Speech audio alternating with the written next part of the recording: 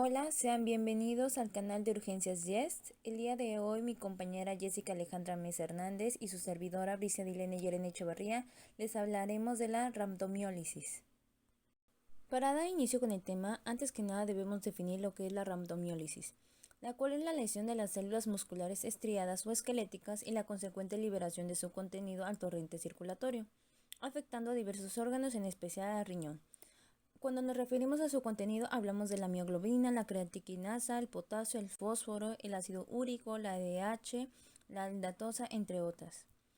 El músculo estriado contiene una gran cantidad de agua, el 70% del potasio del organismo y la mayor concentración de bomba sodio-potasio ATPasa.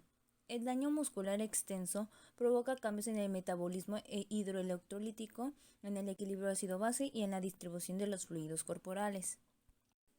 Con respecto a su etiología, las causas de la rhabdomiólisis son múltiples, pero las más frecuentes son el ejercicio intenso, los postraumatismos, las crisis convulsivas y las drogas. El 60% de la rhabdomiólisis son de etiología multifactorial. Por ejemplo, en la actividad muscular excesiva vamos a tener lo que es el ejercicio físico violento, el delirium tremens, las convulsiones y movimientos extrapiramidales mantenidos.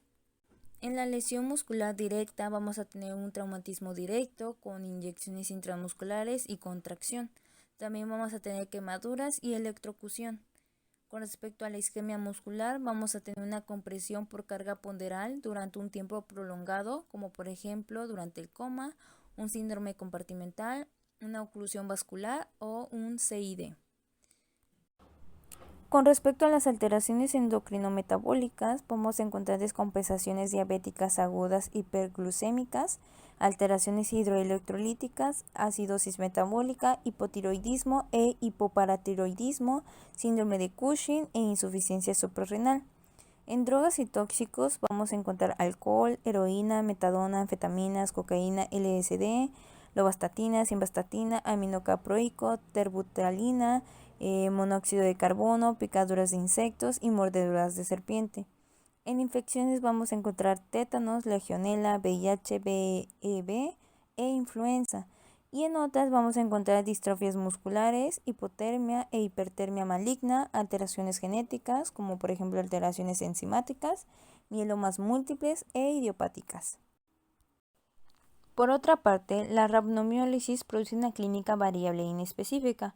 Por ello, los pacientes pueden presentar una sensibilidad muscular, rigidez, parestesias, calambres, debilidad y pérdida de función.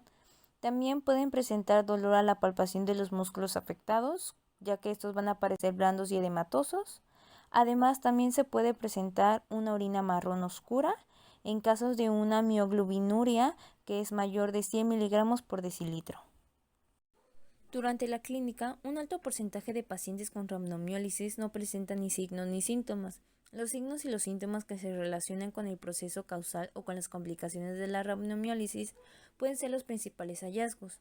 Las principales complicaciones de la rhabdomiólisis son una insuficiencia renal aguda, que es la complicación más significativa y es debido a mecanismos vasomotores, un estrés oxidativo y por neurotoxicidad directa de la mioglobina. La probabilidad de un fracaso renal agudo es baja si la CPK es menor de 6.000 unidades internacionales por litro. Con respecto a las alteraciones metabólicas, vamos a encontrar lo que es la hipercalcemia, la hipercalemia, la hiperfosfatidemia y una acidosis. También vamos a encontrar lo que es el CID, que es una coagulación intravascular diseminada. Y finalmente vamos a encontrar lo que son las complicaciones mecánicas, que es básicamente un síndrome compartimental, que este puede llegar a ser la causa o una complicación de la rhabdomiólisis. Por último, hay que señalar que ante una rhabdomiólisis no filiada, después de una anamnesis exhaustiva, debemos sospechar una intoxicación por monóxido de carbono. Lo más importante para llegar a un correcto diagnóstico es realizar una adecuada anamnesis en busca de los factores etiológicos. Además, el diagnóstico de rhabdomiólisis se obtiene con la determinación de una de las tres pruebas siguientes. En primer lugar, tenemos la mioglobinemia a más de 70 nanogramos sobre mililitros, aunque habitualmente no se solicita por requerir técnicas complicadas y caras. En segundo lugar se encuentra la mioglobinuria. Se desarrolla mioglobinuria una vez que ocurre lesión del músculo estriado de más de 100 gramos. La elevación de mioglobina Ocurre antes de la elevación de creatina sinasa y se elimina con rapidez del plasma a través de la excreción renal. La mioglobina alcanza la orina cuando las concentraciones plasmáticas son mayores a 1.5 miligramos sobre 100 mililitros y causa la coloración rojiza típica cuando las concentraciones de mioglobina son mayores a 100 miligramos sobre 100 mililitros. En urgencias, se utiliza la prueba de ortotoluidina que mediante una tira detecta la presencia de sangre oculta en orina. La positividad de esta prueba, unida a la ausencia de hematíes en un examen microscópico del sedimento de orina, es diagnóstico de mioglobinuria, excepto en los casos de hemólisis. Entre el 18 y 26% de la rhabdomiólisis no tienen mioglobinuria. Finalmente, tenemos la prueba de creatinfosfoquinasa. Este es el marcador más utilizado. El grado de elevación tiene correlación con la intensidad de la lesión muscular y la gravedad de la enfermedad, pero no con el desarrollo de insuficiencia renal o de otras enfermedades asociadas. Un aumento de 5 veces su valor normal se considera diagnóstico de rhabdomiólisis. En términos generales, las concentraciones empiezan a elevarse casi de 2 a 12 horas después del inicio de la lesión muscular. Su pico máximo aparece a las 24 horas y tiene una semivida de 36 a 48 horas. En función de la sospecha etiológica, se puede solicitar también otras pruebas complementarias como el hemograma, coagulación, radiografía de tórax, electrocardiograma, detección de tóxicos, si hay probabilidad de intoxicación y un eco renal si hay falla renal aguda. Los principales objetivos del tratamiento se enfocan en resolver la causa desencadenante, resolver las alteraciones hidroelectrolíticas y evitar el posible desarrollo de falla renal aguda.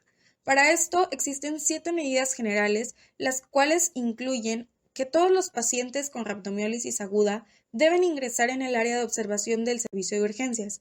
Se debe dar una dieta con abundantes líquidos. Si el paciente está en coma, se dará una dieta absoluta. Se debe canalizar la vía venosa periférica, preferiblemente con DRUM, para la medición de la presión venosa central. Se debe monitorizar la tensión arterial y la frecuencia cardíaca.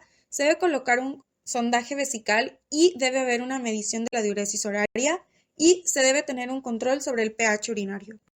En la atención prehospitalaria, para las víctimas de lesión por aplastamiento, debe sospecharse la posibilidad de rhabdomiólisis o en las víctimas de accidentes con extracción prolongada y largos tiempos de transportación. La medida terapéutica más importante es la reanimación temprana e intensiva con líquidos parenterales para evitar la insuficiencia renal aguda. Una vez que se ha eliminado la presión sobre la extremidad, debe iniciarse la administración de solución salina isotónica por vía intravenosa a dosis de 1 litro por hora. Después de la extracción debe continuarse la administración de solución salina isotónica por vía intravenosa en dosis de 500 mililitros, alternando con solución glucosada al 5% a dosis de 1 litro por hora. Se evitan las soluciones parenterales que contienen potasio o lactato. Una vez que el paciente se encuentra en el servicio de urgencias, debe continuarse con la rehidratación intensiva en las siguientes 24 a 72 horas. Un método es la corrección rápida del déficit de líquidos con soluciones cristaloides, seguida de la administración de 2.5 mililitros por kilo por hora, con el objetivo de mantener una diuresis mínima de 2 mililitros por kilo por hora. Otro método es una diuresis ideal de 200 a 300 mililitros por hora. Esto es denominado fluidoterapia. También se debe alcalinizar la orina. El objetivo es conseguir un pH urinario mayor a 6.5 para evitar la precipitación de uratos y mioglobina y de esta forma evitar la falla renal aguda. Se administra bicarbonato sódico a una velocidad de 42 mililitros por hora. Se debe solicitar un pH en orina de cada 4 a 6 horas y mantener la alcalinización urinaria hasta que desaparezca la mioglobinuria, aproximadamente en 3 días.